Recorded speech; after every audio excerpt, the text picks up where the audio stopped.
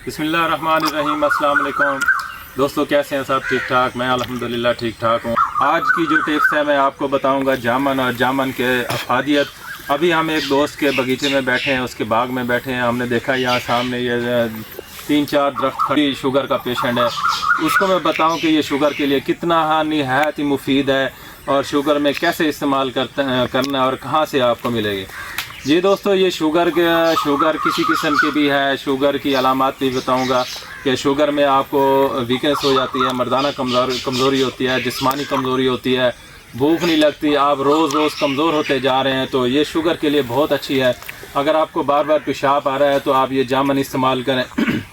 अगर आपको कमज़ोरी हो रही है, आप रोज़ रोज़ सूखते जा रहे हैं, आपको भूख नहीं लगती, वीकनेस हो रही है, आसाबी कमज़ोरी हो रही है, पट्टे कमज़ोर हो रहे हैं, मसाने की कमज़ोरी हो रही है और सुस्ती हो रही है, मसल्स वगैरह असाब बिल्कुल कमज़ोर हो गए हैं। ये नमक है, ये नमक के साथ भी आप लगा के खा सकते हैं। अगर आपका ब्लड प्रेशर हाई है तो फिर आपने नमक इस्तेमाल नहीं करनी। तो अगर ब्लड प्रेशर हाई नहीं है तो फिर आपने ये जामन इस्तेमाल करना है।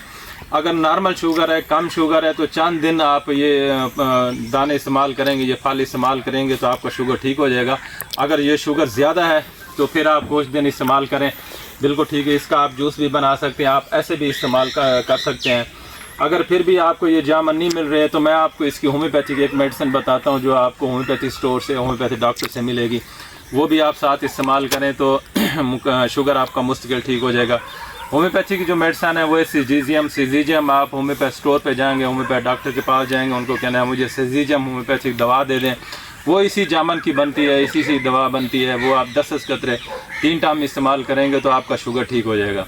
अगर आप किसी विलेज में रहते हैं, किसी गांव में रहते हैं, किसी ऐसे एरिया में रहते हैं जहां आपको ये शुगर जामन अवेल मिल जाता है, ईजी मिल जाता है, तो आप ये इस्तेमाल करें, आपका शुगर ठीक हो जाएगा। तो दोस्तों, मैंने आपसे ये शेयर किया है, आप ये इस्तेमाल करें। दुआओं में याद रखना। आपका दोस्त डॉक्टर फ़हीम। अल्लाह।